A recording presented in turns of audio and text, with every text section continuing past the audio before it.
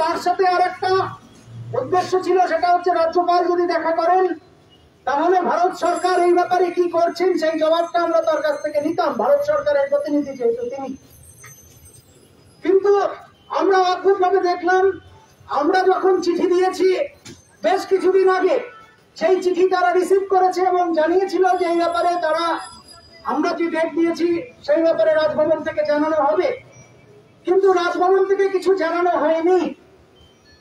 তো রাজভবনে আমরা যখন গেছি তখন রাজভবন থেকেই আমাদেরকে বিভিন্ন সূত্র মারফত যেটা জানা গেল সেটা হচ্ছে রাজ্যপাল যেটা করেন সেটা হচ্ছে যে যদি উনি না থাকেন কাউকে জানান না, শুধু বিজেপি ছাড়া, শুধু বিজেপির প্রতিনিধিরা ছাড়া কারোর সাথে উনি দেখা করেন না বা জানান না যে উনি থাকছেন কি থাকছেন না। সে যেই আসুক না কেন এসে দেখবেন রাজ্যপাল নেই, এই জানানোর প্রয়োজনটুকুও মনে করেন। আর আমরা তো বাইরে দেখে বেড়াই যে বিভিন্ন জায়গায় নাকি রাজ্যপাল ছুটে যাচ্ছে, এখানে বহু ভাঙড়ের সাথীরা আছেন, তাদের অভিজ্ঞতা আছে।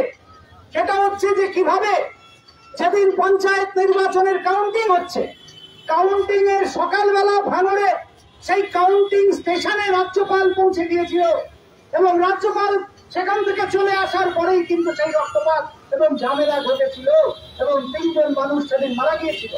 তারপরেও রাজ্যপাল সেগুলো করতে পারেন, এই সমস্ত কিছু বাঁধিয়ে আসতে পারেন, কিন্তু এইটুকু জানানোর সৌজন্যটুকু রাজ্যপালের নেই যে আমি সেদিন থাকছি না, আপনারা অন্য ডেটে আসুন। তো যাই হোক, সেটা রাজ্যপালের বিষয়।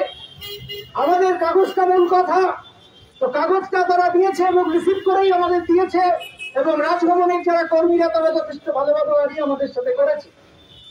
তো তাই এটা নিয়ে বলার কিছু নেই, কিন্তু আমরা যে বার্তাটা দিতে চেয়েছি সেটা আমরা যেমন দিল্লিতে দিচ্ছি, যেমন হায়দ্রাবাদে দিচ্ছি, যেমন রাঁচিতে দিয়েছি, কলকাতায় দিচ্ছি, আজকে আসামে প্রচন্ড ধস, ঝড়, বৃষ্টি, বন্যা, সেখান থেকে আসামের প্রোগ্রাম বাতিল হয়েছে।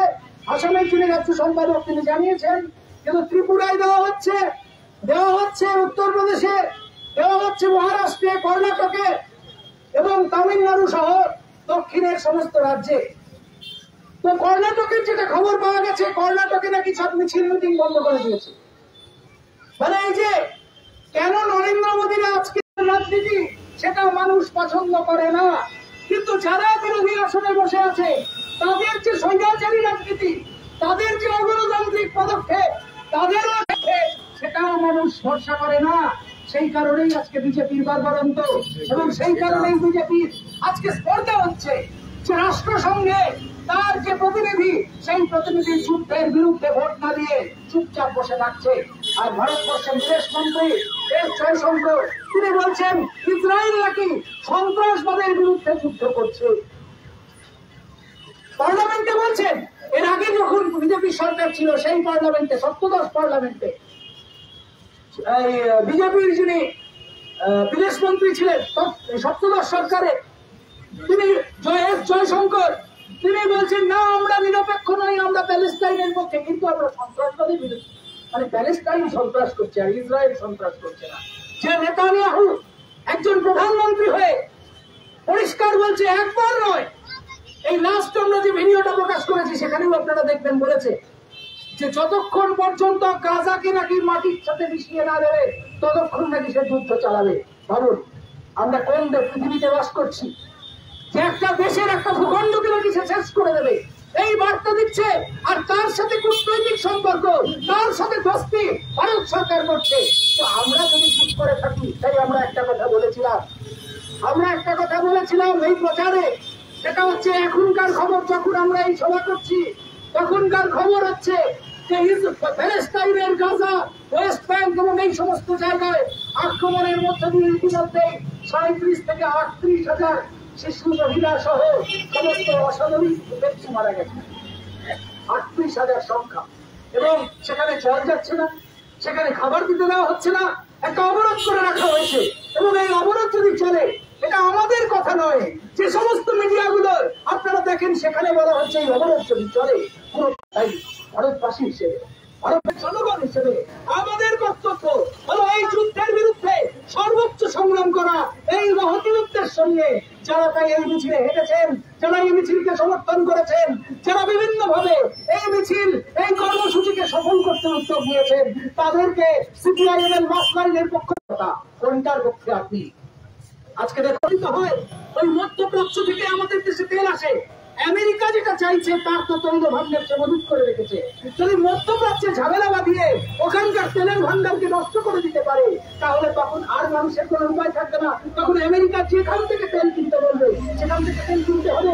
আর আমাদের এই যে সরকারে যারা বসে আছে, এই নরেন্দ্র মোদী বলুন বা যারা বলুন, তারা তো এবার এই তেল নেই বলে 1 টাকার জিনিস 10 টাকা, 10 টাকার জিনিস 50 টাকায় তুলে দেবে। এটাই হচ্ছে আজকে যুদ্ধের ভয়ঙ্কর বিষয়। তাহলে প্যালেস্টাইনে যুদ্ধ হচ্ছে, হ্যাঁ সেখানে শিশু নারী সহ হচ্ছে না। এবার কি করছে? যেখানে মানুষ অত কিছু বোঝে না, তাই মধ্যপ্রাচ্যে ঠেলে দাও, এশিয়ার দিকে ঠেলে দাও, ওই মধ্যপ্রাচ্য থেকে আরেকটু দূরে ঠেলে দাও, তাহলে এশিয়া আফ্রিকায় ঠেলে দাও, লাতিন আমেরিকায় ঠেলে দাও, যেখানে মানুষ তুলনায় গরিব মানুষ, সাধারণ মানুষ তারা মরুক। এবং সেই চেষ্টা তারা করছে। আজকে দেখছি রীতিমতো লেবাননের সঙ্গে ইসরায়েল যুদ্ধে জড়িয়ে পড়েছে। লেবাননের যে সংগঠন হেজবুল্লাহ, সেই হেজবুল্লাহর সঙ্গে রকেট আর মিসাইলের যুদ্ধ চলছে। যে হেজবুল্লাহকে আমেরিকা নাকি সন্ত্রাসবাদী সংগঠন হিসেবে ঘোষণা করেছে, তো এটা যদি চলে তাহলে লেবাননের সাথে ইসরায়েলের যুদ্ধ শুরু হলো। আপনারা দেখেছেন ইরানের সাথে যুদ্ধ চলছে, মাঝে মধ্যে যুদ্ধ চলছে ইরানের সাথে ইসরায়েলের। এবং কয়েকদিন আগে ইসরায়েল সরকার আবার ঘোষণা করেছে যে এই যুদ্ধ আমরা বন্ধ করবো না যতক্ষণ পর্যন্ত ওই গাজাকে একেবারে মাটির সাথে মিশিয়ে না দিতে পারবো। আর কারা বলছে? ওই নেতানিয়াহু সরকারের আওয়াজ তুলেছে, এই নেতানিয়াহুকে হটাও। সেরকমই আমাদেরকে আওয়াজ তুলতে হবে। এই যুদ্ধবাজ যে নরেন্দ্র মোদীর সরকার, এই যুদ্ধবাজরা যারা আজকে ভারতবর্ষে যারা যুদ্ধ করছে, যুদ্ধের পক্ষে দাঁড়িয়েছে, ওই রাষ্ট্রসঙ্গে যারা চুপ করে আছে, তাদের বিরুদ্ধে গণপ্রতিরোধ করে তুলতে হবে, তাদেরকে হটাতে হবে। তারা যাতে সমস্ত জায়গায় জবাব দিতে বাধ্য হয় তার চেষ্টা করতে হবে, ধর্ম নির্বিশেষে, দল নির্বিশেষে। কারণ এটাই হচ্ছে আজকে নতুন যে আজকের যে মহৎ উদ্দেশ্য, মহৎ কাজ। আজকে রাজ্যপালের অফিসে আমরা এটা জানিয়েছি যে সারা ভারতবর্ষের বিভিন্ন জায়গায় আমরা এটা করছি। প্রধানমন্ত্রীর অফিসে তারা পাঠাবে, এটা তারা আমাদেরকে বলেছেন। এবং আমরা দেখবো যে কিছুদিনের মধ্যেই বিরোধী পক্ষরাও কি করে, কারণ বিরোধী পক্ষকে জবাব দিতে হবে যে তারা তো বলেছিল যে নরেন্দ্র মোদীর সরকার ফ্যাসিস্ট সরকার, সেই সরকারের বিরুদ্ধে। আজকে এখানে তৃণমূলের সরকার আছে, তাদের এখন এমপি হচ্ছে 29টা, তারা নাকি অনেক বড় শক্তি। তো আমরা অনুরোধ করবো ওই মহুয়া মৈত্র আর ওই কল্যাণ বাবুদেরকে ওখানে চুকিতকে তার মোদীকে তারা না করে সরাসরি প্রশ্ন করুক যে ইসরায়েলের প্রশ্নে ভারত সরকারের কি অবস্থান, সেটা পার্লামেন্টে জানাক, বাধ্য করুক, সবার কাছে আমরা বলবো। এবং তারপরে দেখবো তারা কি করে। তো সেই লড়াই চলছে, অন্যান্য লড়াই চলছে, আপনারা সঙ্গে থাকুন। আমরা আছি, সবাই লড়াইয়ের মধ্যেই আছি। লড়াইয়ের মধ্য দিয়েই আমরা সমস্ত কিছু আদায় করে আনবো, ছিনিয়ে আনবো জয়, বন্ধ করবো যুদ্ধ। এই আহ্বান দেখে সকলকে সংগ্রামী অভিনন্দন জানাই।